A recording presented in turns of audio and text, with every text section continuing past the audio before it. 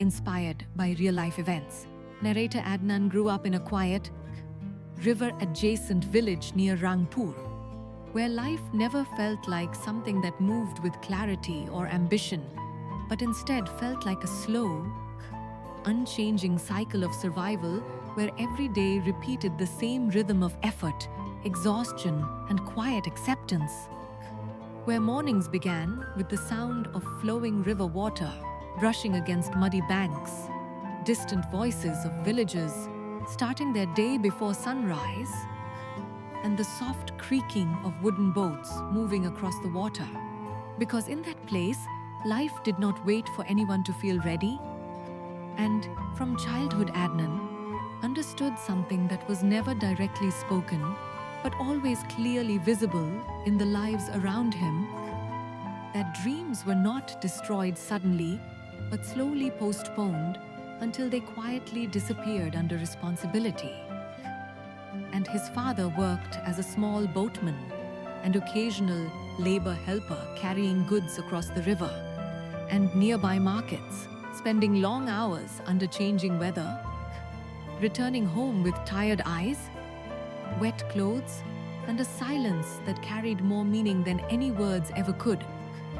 While his mother maintained the emotional structure of the household through quiet endurance, managing very limited resources in a way that always ensured survival, even during the hardest days. And Adnan grew up inside this environment, learning early that life was not about sudden transformation, but continuous adjustment. And in school, he was not exceptional or invisible, just a quiet student, sitting somewhere in the middle rows, listening more than speaking, observing more than reacting, often staring outside the classroom window where the river and sky seemed to merge into something larger than his life, and the fields beyond felt like unfinished questions waiting for answers he had not yet discovered. And that quiet observation slowly turned into something deeper as he grew older, not loud ambition, but a subtle dissatisfaction with the idea that life must only revolve around repetition and survival. And after completing his studies, he reached a moment where life no longer felt like something happening around him, but something demanding a decision from within him. Because two paths appeared in front of him. At the same time, one was a stable job in a nearby town office with fixed salary, predictable routine, and social acceptance that came with safety, while the other was an uncertain opportunity in a startup in the city that offered nothing except instability, long hours, pressure, and the possibility of building something meaningful from nothing.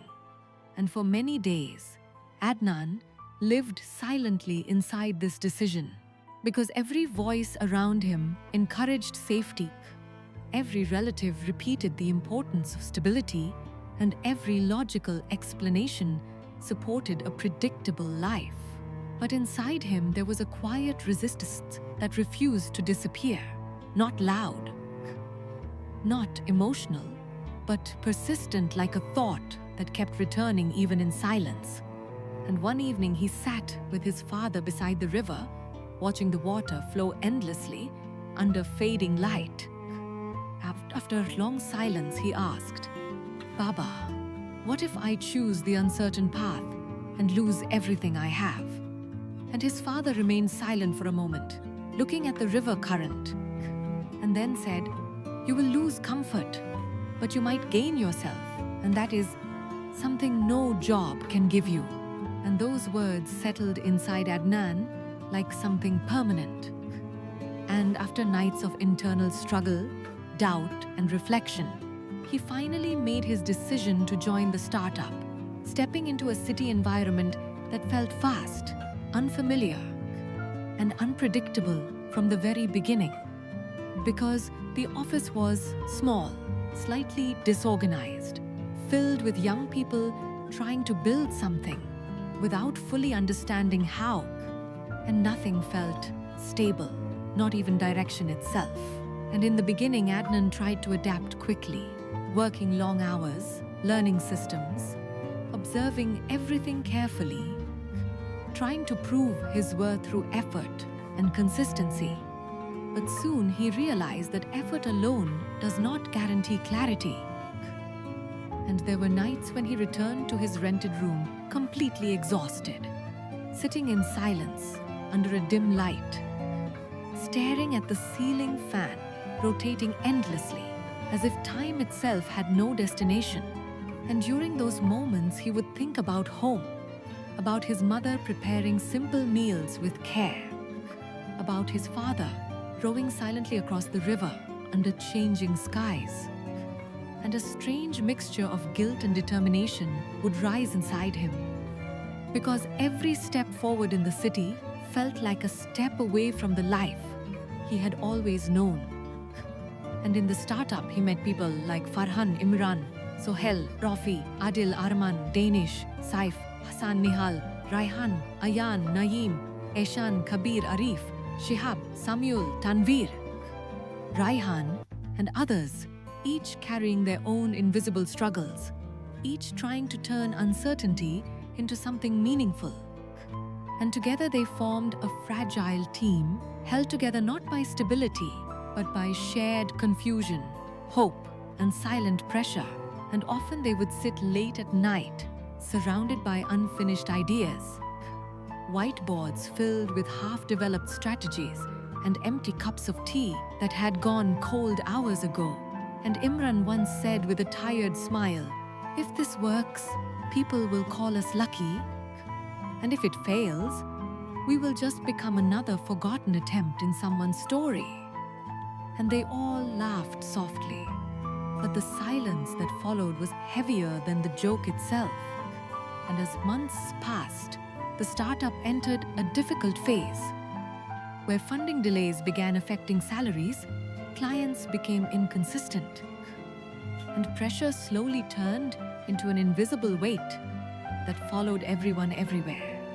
And Adnan found himself becoming more observant, more thoughtful, speaking less but analyzing more, because he realized that in unstable environments, reaction creates chaos, but observation creates direction.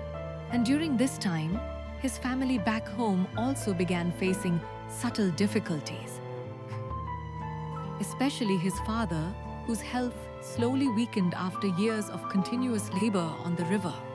Though he never expressed it openly, and Adnan would call home regularly, trying to sound normal, hearing reassurances that everything was fine, not realizing that those reassurances were often meant to protect him from distraction. Until one night, everything changed when his phone rang late and his mother's voice came through trembling and unstable, saying, "Your father collapsed near the river today."